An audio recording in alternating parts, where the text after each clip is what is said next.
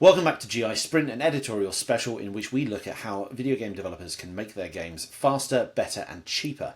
I am James Batchelor, editor-in-chief of GamesIndustry.biz. If you're not familiar with what this is, we're doing a series of articles, video panels, podcasts, etc., looking at different ways that the industry can kind of improve their efficiency, reduce their development costs, and kind of essentially like become more sustainable businesses. We are joined today by Jesse Schell, CEO of Schell Games, which is a very sustainable business. And so thank you so much for joining me, Jesse. The reason we've got you on is we're talking about, for this session, we're talking about, the title was Life Without Layoffs. Now, am I to understand that Schell Games has not made any layoffs in the last 2 years of absolute hell that we've been going through? Yeah, more than that. We haven't made any layoffs in 22 years. Okay, I mean, first broad question would be then, how the hell did you manage that? That's a great question. Let's see. Complicated answer. A lot of it has to do with the way that we do business.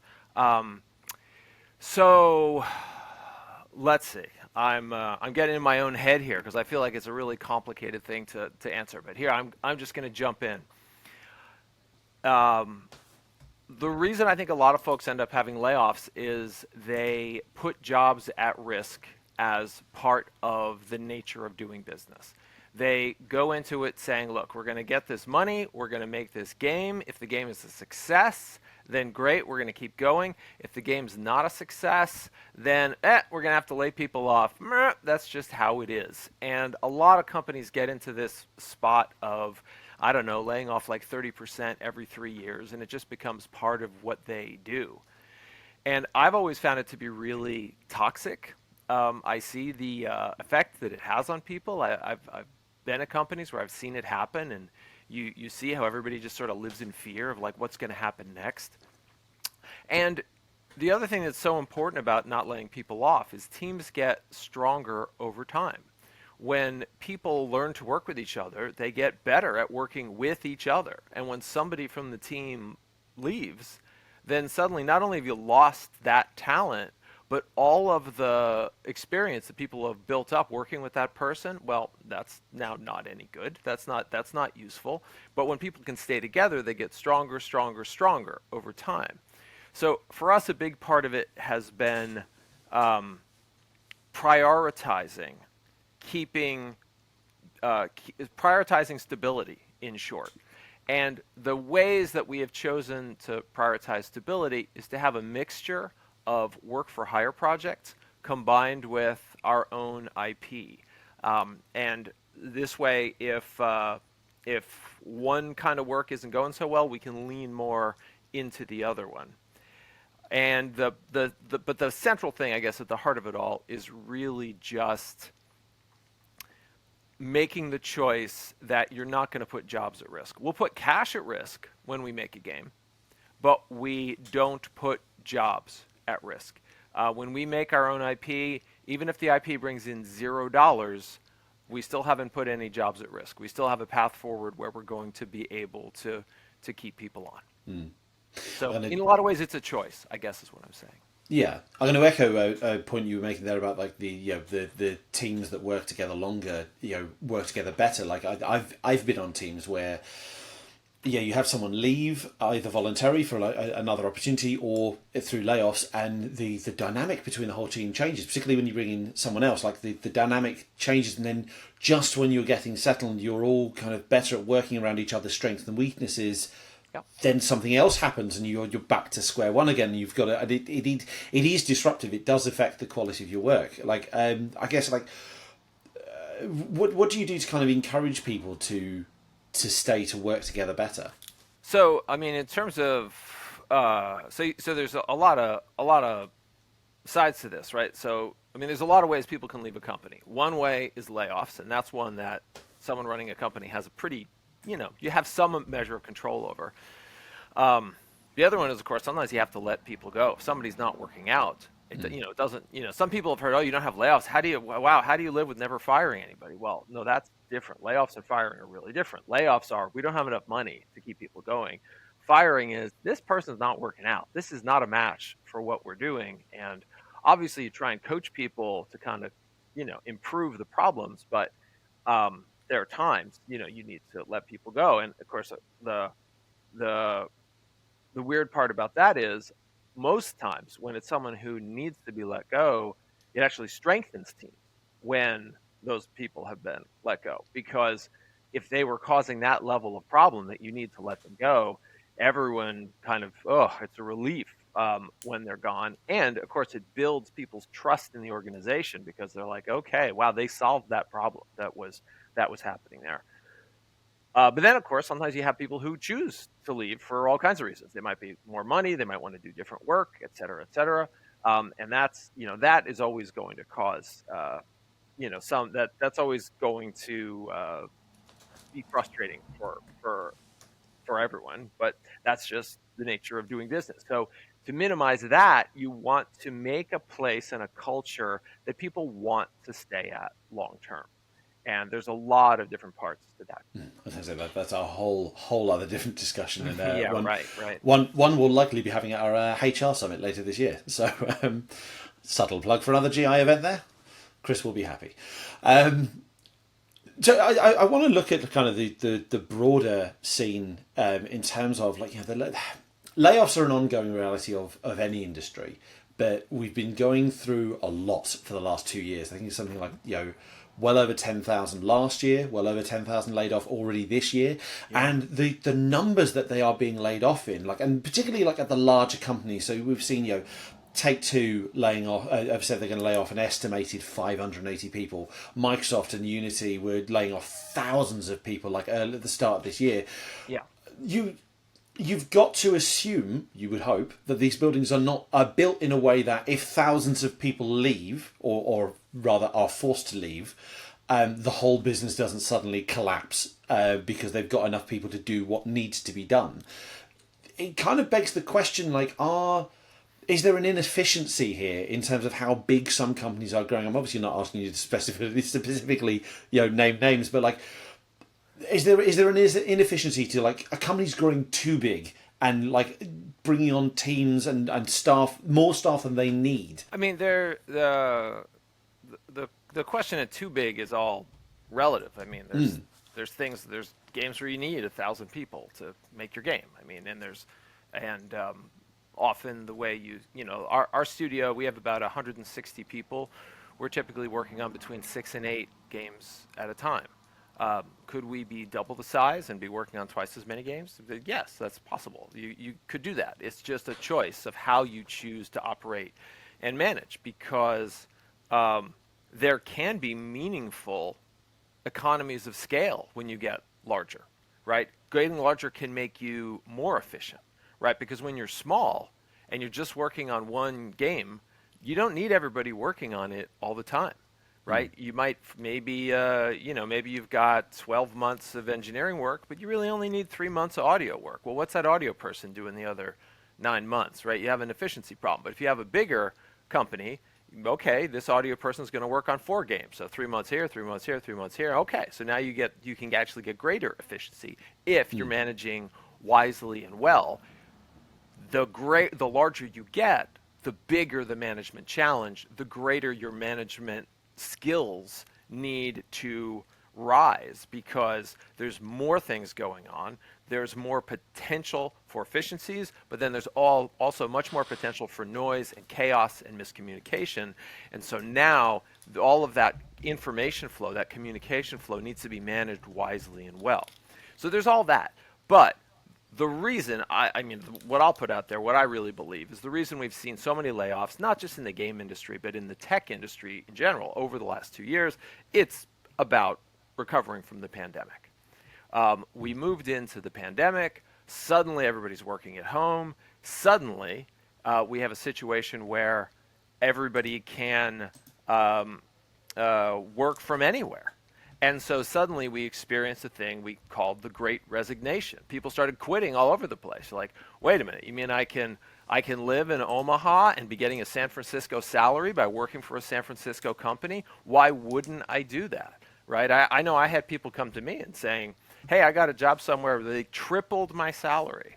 I'm like, well, you should go do that. I can't hit those numbers. I don't. So people started moving all over the place, and it freaked employers out. They were losing people hand over fist. It was sidelining projects. It was messing up teams. I mean, we definitely had more turnover than we had in our whole history. We normally have had very low turnover, and suddenly we had like an amount of turnover kind of approaching industry norms, and we were like, whoa, this is not comfortable. So everybody was having that, and so as a result, everybody started trying to combat it. So salaries went way up, and companies started hiring just in a kind of a desperate, fearful way, like we better grab people or we're going to lose out the opportunity. So people were paying more than they could afford, and they were hiring more people than they needed. And then over the last couple of years, people started, wait a minute, like we can't afford to do what we've done. And then so people have started to do layoffs in some cases. And of course, layoffs are like an avalanche. It's a smart idea. If a company needs to do a layoff, it's a smart idea to do it when everybody else is doing it. Yeah. Because then it's like, well, that's not us. That's just the economy right now. So once you see a few go, it's like, if we're going to do it, we should do it now, because then it's not going to make us look like we're weird and something's wrong with us. It's going to make us look like we're normal. So that's what we're going through right now, and hopefully everything's going to normalize pretty soon. We are going through quite the avalanche at the moment. I'm really hoping this avalanche is near the bottom, at the risk of labouring the analogy. So I want to go back to something you were saying towards the start of that answer there about the making sure you've got the right size for the game, the right size of team for the game that you're working on. How do you work that out? Because that can vary, as you say. Like, you know, AAA games, for example, do need hundreds, if not thousands, of people. Like indie games, less so. Like, I guess in the space that you are, like from your own perspective, how do you work out? Like, you say you're working 6 to 8 games at a time across the studio. How do you work out how many people are needed on each one? Well, I mean, this is where experience really matters. Experienced devs who've been through a lot of projects can look at a project and estimate out, okay, this is what we're probably going to need. And so estimating is hard. It's hard to get right, and it's hard work. And so the key is to respect the fact that it's difficult and respect that it's hard work, and then you do your best. But then, of course, you're making guesses at the front of a project, but then as the project goes, you realize, oh, wait a minute, this isn't what we thought. We thought this game needed 12 levels. It only needs 8. We thought it needed 10 enemies. It actually needs 25. The project changes over time. And this is why agile development is so important, because agile development is a system where, periodically, every 2-3 weeks, you're reevaluating the schedule and saying, well, okay, wait, what's changed? What have we learned in the last sprint that is going to affect the long-term plan for this? So there's a real art form to estimating and planning and getting things done on time, on budget, at quality, and you have to respect that and have people who are focused on that and care about.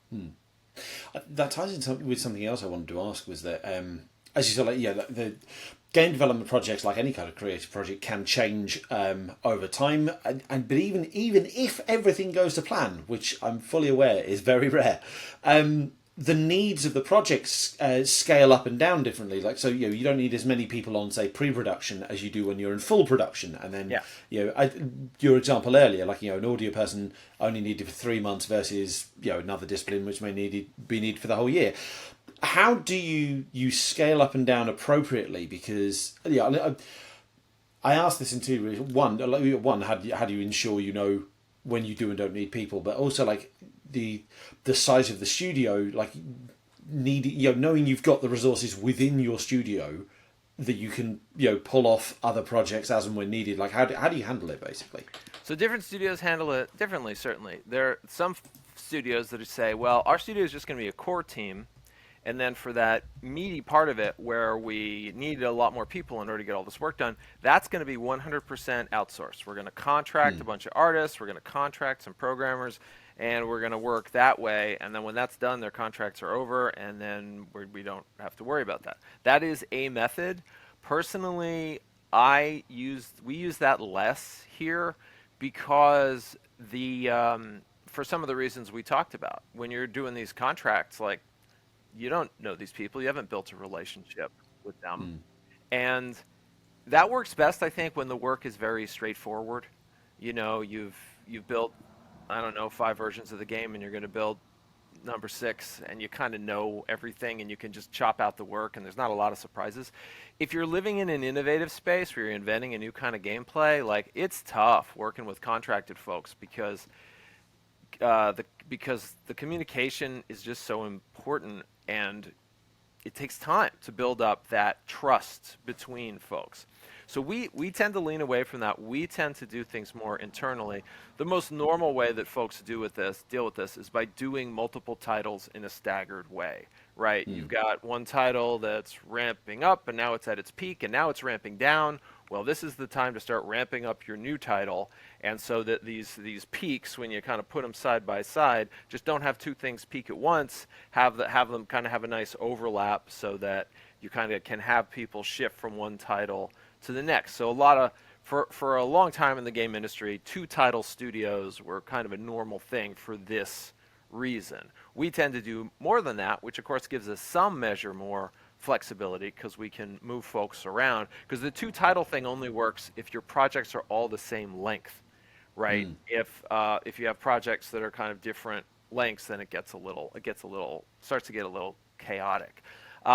But when you're managing moving staff between multiple projects, you have to have a management team that knows the people, knows the project, knows the team chemistries, and then can work together. The way we have it is we have, like, head of the art department, head of the engineering department, head of production, head of design, and they have these big conversations about, well, okay, wait a minute, this project changed, and therefore we need to move 3 people from project A to project B, but we need 2 engineers, but who's available and who works well? And actually, these 2 folks, they haven't always worked well, but these 2 work really great together. Maybe they could go here, but wait, there's this other project. So it's this big sort of Tetris game that you have to play of trying to figure out, like, what is the right way to kind of optimize this sort of very human situation. And so, but if you have people who care about that, like solving that problem,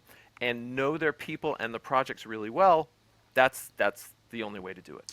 There's got to be a kind of a communication kind of a balance to strike there in terms of, like, working out what you need to do and working out how to change, move people around projects quickly, but also, like, not abruptly pulling people off of one project and throwing them onto another. Like, you must need to carefully handle that. Otherwise, people are going to get a tad disgruntled at being being midway through a project and then yanked off. Yes, people can feel very jerked around, and that's a real potential problem. I'm not going to say it never happens with us. Sometimes it's like, oh my God, there's a big change, and should we do it or should we not do it? Okay, we have to do this, we have to do that, and sometimes there are these changes.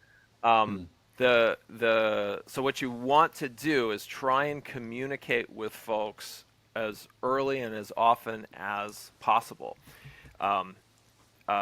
because you always end up having to balance this question of, well, what do people want to work on versus what do you know is actually going to be good for them? Because there's things people don't want to do, but that, like, if you work on this, actually it's going to build your skill set, it's going to grow you in an important way, so there's some of that. And then there's, well, what does the project actually need? And that may not be, but the project may need something that, like, you don't want to work on. And then there's going to be all the practicalities of who works well with who. So it is very complicated. It's not going to be a thing where there's going to be perfect answers every time. Part of it is just having it be normal in the culture that, there's going to be changes. Sometimes we can't all work on the thing we most want to work on, but we're never going to lock anybody in long term to working on stuff they don't want to work on. A lot of it really just comes down to empathy and understanding. Because it's one thing if someone's like, "Yep, go work on this thing that you hate, and I don't care if you don't like it." I used to work for a guy, and he would say, "Yeah, here, guess what? You were on project A, and here's what's gonna happen. You're gonna work on project B, and you're gonna like it, right?" Nobody wants to hear that. That's no No. good. It's very different if you have the conversation. Look, here's the situation. We really need somebody over here. This project's critical to the studio. We don't have anybody else who can do this. I know you don't like doing this work. I understand because we've talked about it before, and I know you don't like this kind of work, but it'll really help us out if you can move over here. We're not going to keep you here, but we do. If you can be over here for the next 4 months, it is really going to help us out. Let's talk now even about what you'll be doing after that, et cetera, et cetera. When you have those conversations and you can kind of show, look, I know you don't like this, but it's going to help us. And I understand and we care that this bothers you. It's a very different. People are often willing to say, "Okay, I get it. I don't. I'm." Because they're not usually worried about in the moment. They're worried about the long-term implications. And if they can feel confident that their manager is thinking about their long-term career path, people can be a little more flexible. Yeah. Okay. I want to kind of revisit something you were talking about a short while ago about how there are some studios who operate with a core team and then bring in contractors and outsourcers. And I've actually spoken to a few studios over the years who have tried to build themselves around that model even more so because the comparison drawn is film and to a lesser extent TV. Yeah. Like film operates that way. You have a core team and then they bring in the departments they need at the times they need them of the project. Yes. And there's been the suggestion among some that perhaps that's a way the games industry could move forward, that we could adopt that kind of model over time and this would perhaps avoid layoffs because there would essentially, you'd have a group of specialists who find work at the appropriate time. I'm intrigued to get your thoughts on whether that is a viable solution for the industry. I will say that in cases where you're building something that's very, very well understood, then it works fine. Like we built 5 first-person shooters, we're going to build a 6th one that isn't really that different, sure. Or we build a lot of mobile casino games and we're going to build 25 more of them, sure. Like no big surprises there.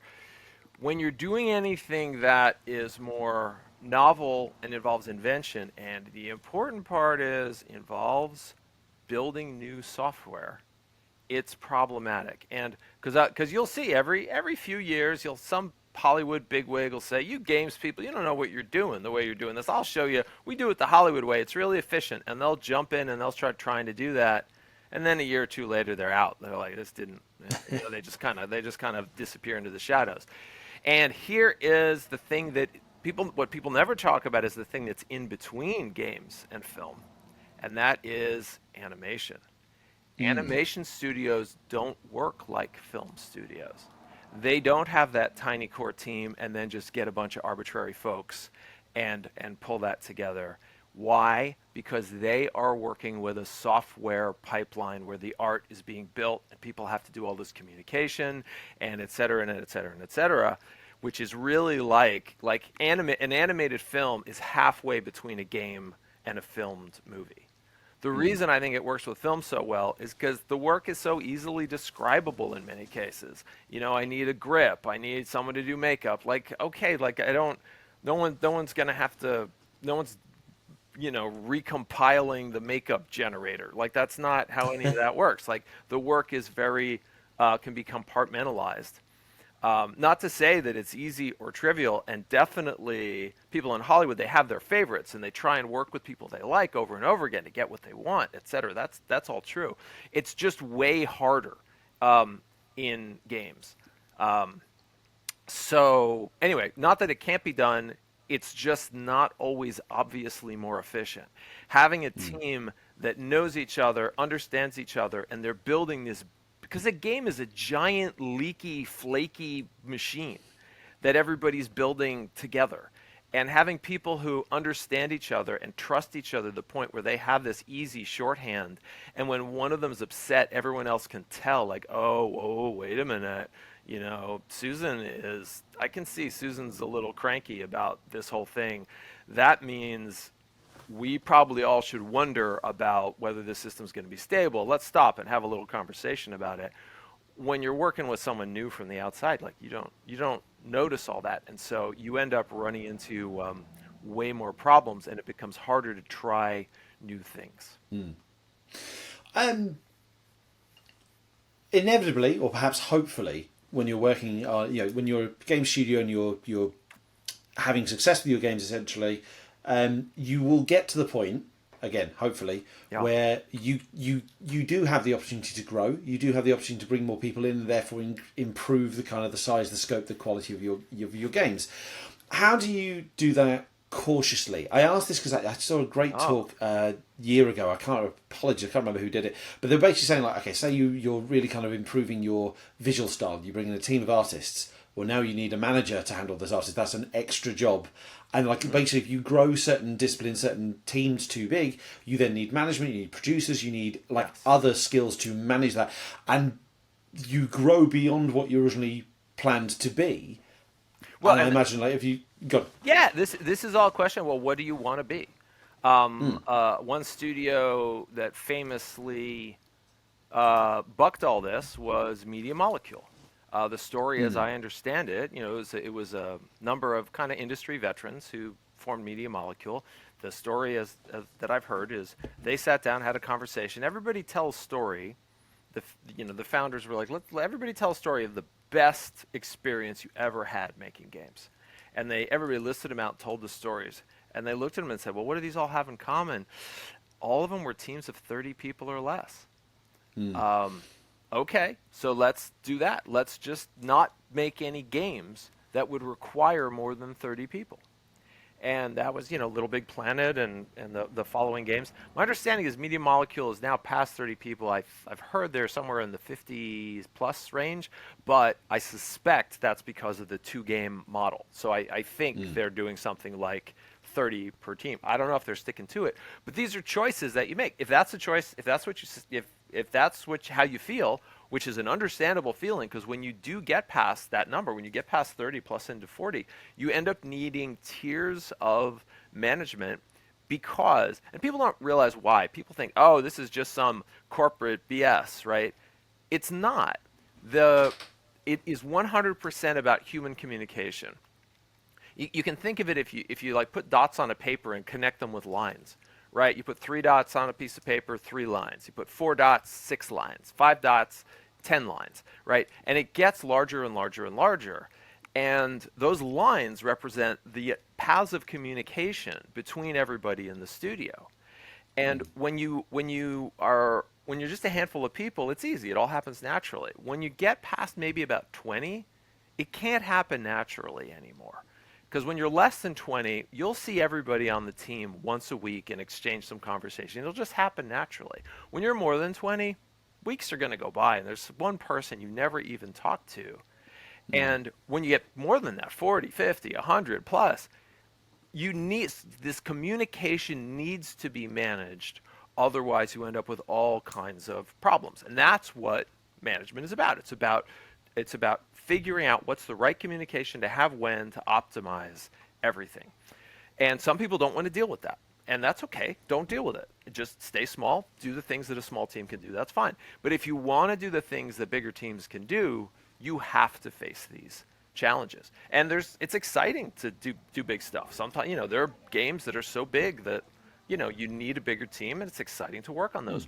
Or if you like working on multiple parallel games, which also has, again, for stability of a studio, that can help you be very safe, because if you're doing that 2-studio model and you're trying to get the deal for the new game and that doesn't come through, and then something goes wrong with the old game and your project gets canceled, suddenly you're in a terrible spot. That was I remember that happened to a studio. I remember it had been around for about 30 years, and then all of a sudden, poof, that happened to them. So one of the other advantages of being large is like you can have everybody shift their weight and kind of by having these multiple projects. But it's all about, well, what do you want the organization to be? As long as you're facing the realities of how organizations actually work, it's fine.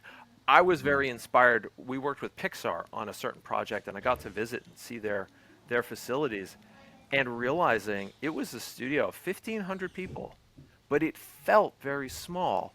And this was very intentional. The building, the space, the place, the workflows. Steve Jobs had been personally involved in designing all that because he wanted this feeling of intimacy because he saw that it was necessary to do that work well. And it really inspired me to realize, like, okay, if you really care about managing it, you can get larger and still have those good, positive communication flows. But it's a lot of work. When things do go wrong, because unfortunately they do, as you say, like deals drop, or games get delayed, or games are just not working out, etc. When things go wrong, or perhaps when just you have grown beyond what you could potentially do, and layoffs becomes a possibility. Bringing this back to the layoffs conversation, like. What are the alternatives? How do you avoid this? Yeah, like you say, Schell Games has managed to avoid layoffs, just throughout its history. But were there points where you came, where you might have considered them, and how did you avoid that? What are the alternatives? Yes, there were points where we were in some danger. So, okay, so just to be clear about our business model, we've never taken investment. We have been a bootstrap studio. So what that meant was we started out doing work for hire, got projects where people would pay us to make a game. We would deliver the game. We'd get paid for the game. Obviously, we had to manage those in a way that they were break even or profitable. We did that for quite some time, and then we gradually started trying to make our own games with the profits that we got from the work for hire games. We'd made several games on our own that really didn't make in any money. They were not profitable games, but it was okay because we kind of kept going. The times when we've been really challenged are times when we've had trouble getting either we're in a position where, wow, our internal games aren't making money. We're in a different spot now. Right now we're in a spot where we can do about 50% our own IP and 50% work for hire, and it works really well, and everything is feeling pretty good. You'd always like it to be better, but it's okay at the moment. But we like the recession back in, I don't know, 2012, that time period. That was a really scary time. Projects were getting canceled. We were having trouble getting new projects, and it was just constantly hustling and hustling and hustling, just trying to get work. A lot of people talk about runway. We always keep a little meter where we look at how much how much guaranteed funding do we have for the studio? And we think of it as code green, code yellow, code red.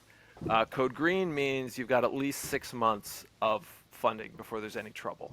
Okay. Code yellow is you've got 3 to 6 months, and code red is you've got less than 3 months. And if you don't get that money within 3 months, then you're going to run out of money and you're going to miss payroll. And so part of it is constant monitoring, so you have that awareness, and then managing it. A lot of it has to do with if you have control, because if you've given control away because you've taken investment from somebody, and now you have this board of directors that can control things, and their interests are more like, no, we need this, we want to grow the studio to a point and sell it or something. To them, it's just money. This is a money thing, and they might say, you know what, actually, you guys are spending too much. Cut where you're spending in half. That means you got to let some people go, because they're just looking at it from a money point of view. So if you're beholden to somebody, that's a risk that you take. We've been able to avoid taking those risks, but we have been in some scary spots. And how have we dealt with it? Part of it is you see it coming. And so there have been periods where we're like, we're not going to do raises for a while because we need to be careful. And I remember we had somebody, back during the recession, we had somebody quit over that. He came to me and said, look, I haven't had a raise in 2 years, and frustrated, and I said, "Look, I understand you're frustrated, but I'm trying to keep this thing together right now." And he said, "Well, I think you're making a big mistake. I think it's going to be bad for you in the long run, et cetera, et cetera." Okay, so he left and he went and worked at a large game studio, and a year later he got laid off. Um, and so I get it. So belt tightening is part of it, and that means you got to be able to have some room for belt tightening, right? A part of that is sometimes you have to pull back on bonuses, sometimes you pull back on raises, sometimes you pull back on other kinds of spending. There's a lot of ways that you deal with it in a pinch, but you want to get ahead of it. You want to, like we did some belt tightening this past year or two because we saw where it was going, and we had a tough situation. We actually had a big project all lined up. We were saying no to other projects because we had this big project lined up we'd been working on for about 6 months getting this deal, and poof, the deal just vanished overnight. Just poof, it was gone. And okay, we got to be careful. We're trying to line up new work, but whew, this is going to be a time we're going to have to be careful. So you just have to manage it and be thoughtful and be careful. I mean, it's business. There's no guarantees. But if you, it comes down to what you prioritize. If you prioritize stability, you can stay pretty stable, but you've got to give it a lot of time and thought and attention. I guess it's a good reminder as well that the deal. There are no guarantees, as you say. The deal's not done until the deal is done. Like, No. we've seen so many cautionary tales where people have been banking on that bit of extra funding or that co-dev deal or a work for hire project, and it's not come through. I mean, blimey, the biggest, one of the biggest stories from the past year, the Embracer restructure, all came down to the fact that they had an investment deal lined up, and the very night before it was going to be announced, the deal pulled, and you have to kind of not prepare. You can't prepare for. Well, you can. You can't know when it's going to happen, but you can prepare You for it. can. So yes, You can, and you can, and you must think about worst case. You must think about risk mitigation. It's the same thing you do on a game. If wise management of a game is you have a process with each sprint where you're like, okay, let's review what are the risks, what are the things that are most risky on this game, how are we going to mitigate them. Same thing with the studio. Okay, we're lining up this deal. What if the deal goes south? What if the deal goes sour? Because first of all, that can just happen. Second of all, it's like a game of chess. There are entities out there that will intentionally put you in a bad spot, get you to go out on a limb, and then they're going to start sawing that limb off in order to get a better deal out of you. I've seen it happen to so many studios where they're setting up a deal with a publisher. The publisher sets up a situation where this studio is going to be totally reliant on that deal. And then they say, oh, actually, we're thinking of canceling this. However, if we can acquire you at this super low price, then yeah, the deal will happen because we've decided we want to do it internally. So you can come in and do it internally, but no, we're not going to do it the way we thought. So you've got to protect yourself and say, well, what if the worst happens? What are we going to do? And you need to have a backup plan. Otherwise, you're just playing with fire. I'm surprised we're already running low on time. So I've got two more questions for you, Jesse, if I may. One is there's been a lot of conversation around like the layoffs over the past year, 18 months. Is the boom and bust cycle that the game industry finds itself in. Like we've seen this before. It feels like this is perhaps the worst wave. But we've seen this before in that we've seen waves of layoffs and studio closures before. How do we avoid? Like, can the industry break this cycle? Can we get to the stage where we're not seeing layoffs every 5, 6, 10 years, however long it takes? I mean, boom bust is normal for entertainment. It's normal for tech. And the reason for that is because everything's about innovation. Everything's about change. When changes happen, there's going to be stuff that like makes certain things rise up and makes certain things fall down. That's all just normal. If you want everything to be stable, you're probably in the wrong business. Because the thing that people want, people not just want games, people want new games. right? The new is really important, and that when you're going to have stuff that's new, it means there's going to be change, and when there's change, nobody knows the best way to do it. Well, what do people even like, and do they want this, and do they, and oh, here's a new way to pay for games, here's a new way to download games, here's a new way to make games, here's a new kind of gameplay that nobody thought of before. All these new things mean experimentations in the marketplace, experimentations with process, experimentations with what people will pay and what they'll pay for. So I I look at it as, yeah, this is just, that's show business. Last question, like just to kind of wrap us up, is what would be like the single biggest piece of advice you would give to studios who want to avoid layoffs going forward, who want to kind of protect the teams, retain their talent, and avoid making layoffs? What's the biggest advice you can give them? So the advice is very different depending on the nature of your situation. If you're doing work for hire, it's different than if you've got investment. It's different than if you are just, hey, we had a hit and we're working off of our own steam. There's, the details of exactly how you manage it are different. But I guess the part that's the same is, if you care about avoiding layoffs, you have to think about managing that risk. I got a great piece of advice from Ted Price once when our studio was growing. We were pushing up past 40, and I was like, Ted, I know the way we've been managing, it's not right. We're gonna have to do things different. We're gonna have to add a layer of management, and I don't know if it's the right thing to do. I think it might make things too corporate, and I'm worried about this, I'm worried about that, I'm worried about the other thing. I'm not sure which way to go. And he talked me through some of the details because he'd grown his studio, grown Insomniac. And so he was able to talk about some of the details, but his situation was a little different than ours. But then he said this really wise thing that has always stuck with me. He says, here's what's going to make things okay for you. You care about these problems. You're thinking about these problems. You're giving these problems time and attention. If you do that, if you think about them, care about them, value them, prioritize them, you're going to solve them. It's the people who just say, well, now let's just make our game. We don't need to think about that stuff. Let's just hope it works out.